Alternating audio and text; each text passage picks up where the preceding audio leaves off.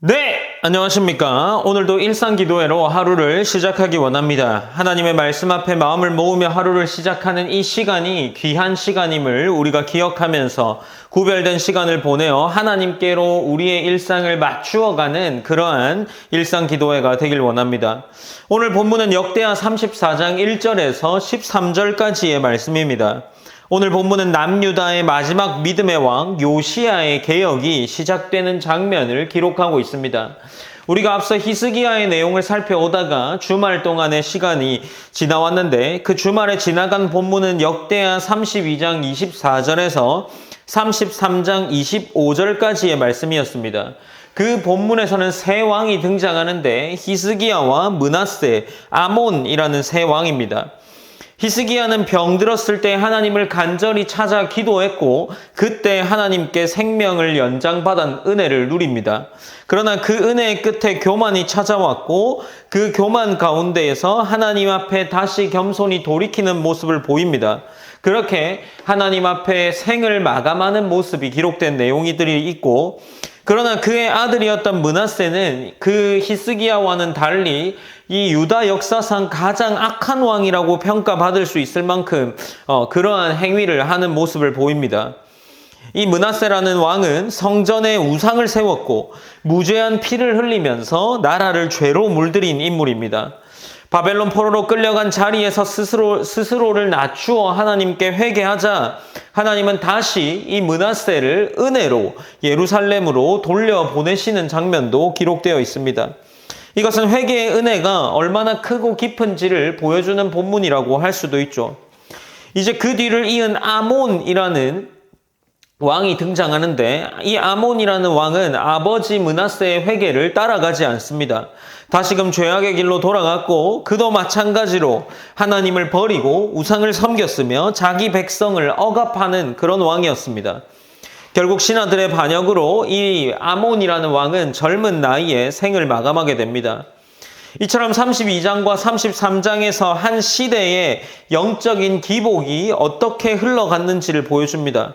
교만과 회개 그리고 타락과 회복이 반복되는 역사 속에서 하나님은 끊임없이 자기의 백성을 부르고 계신다는 것을 우리에게 보여주고 있습니다. 그리고 그 부르심의 응답으로 또 한 인물이 등장하는데 오늘 본문에 기록되어 있는 요시야라는 왕입니다.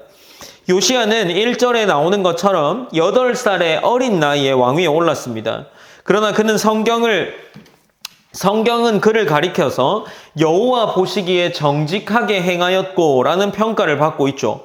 그리고 그에 이어서 2절에서는 무엇이라 기록합니까? 여호와 보시기에 정직하게 행하여 그의 조상 다윗의 길로 걸으며 좌우로 치우치지 아니하고 라고 기록합니다.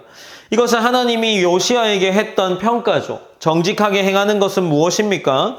요시야의 삶이 하나님의 뜻과 일치된 삶의 방향을 가지고 있었다라는 거죠. 그는 나이와 경험을 넘어서 일찍이 하나님을 중심으로 인생의 기준을 세운 사람이었습니다.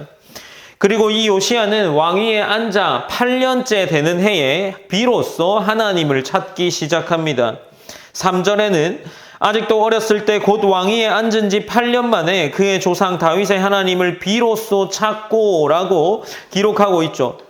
여기서 찾다는 것은 단순히 나의 의심과 궁금증을 풀어나가는 것이 아니라 깊이 고민하고 전심으로 하나님께 나아가는 행위를 의미하는 겁니다. 요시야의 신앙은 단순한 전통적인 형식을 넘어서서 전심으로 하나님을 찾는 그 갈망에서 시작되었습니다. 그리고 그 후 12년째에 그는 본격적인 종교개혁이라 할 수 있는 행위를 시작하죠. 그는 유다와 예루살렘에서 산당과 아세라 목상, 조각한 우상과 부어 만든 형상을 제거하는 모습을 보여줍니다. 여기서 제거하다라는 것은 뿌리째 잘라내다라는 의미를 가지고 있습니다. 표면적인 개혁뿐만 아니라 그들의 마음, 이스라엘 백성의 마음 가운데 있는 죄의 근원을 뽑아내는 철저한 결단을 하고 있다는 것을 보여주고 있죠. 요시야는 단지 제도나 건물을 바꾸지 않습니다. 그는 백성의 마음속에 자리 잡은 우상을 뿌리째 제거하는 것이 목적이었던 거죠. 그리고 4절에서 7절까지에 보면 그는 단지 예루살렘에 머물지 않습니다. 므낫세와 에브라임과 시므온에게까지 이르러 모든 우상과 제단을 헐었습니다.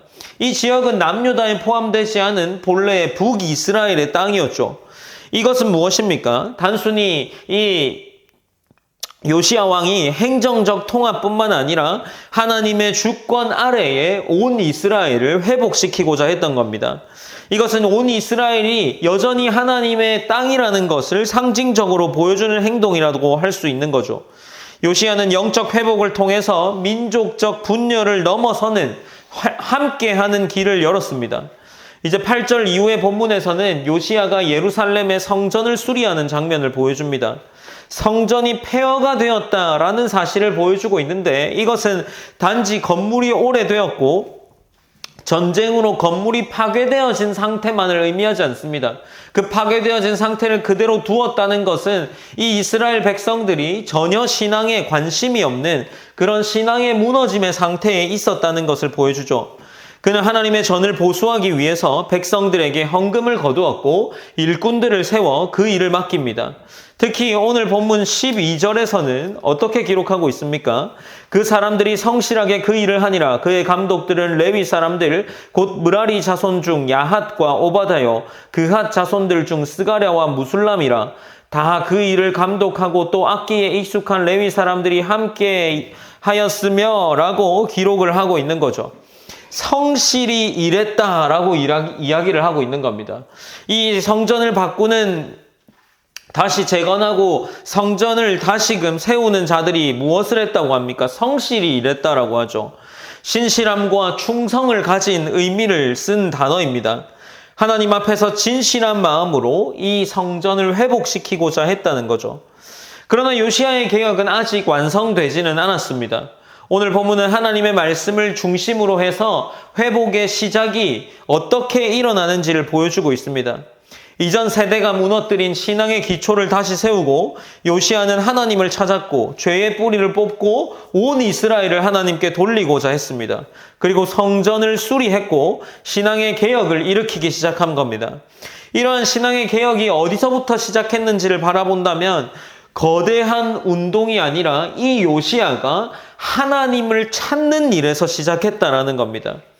오늘 우리에게도 동일한 요시야에게 주었던 부르심이 우리에게도 주어져 있습니다. 우리에게 무너진 예배, 흐려진 믿음, 타협하는 신앙의 자리를 다시 세우라는 부르심은 우리 그리스도인들에게도 동일하게 주어져 있는 부르심인 거죠.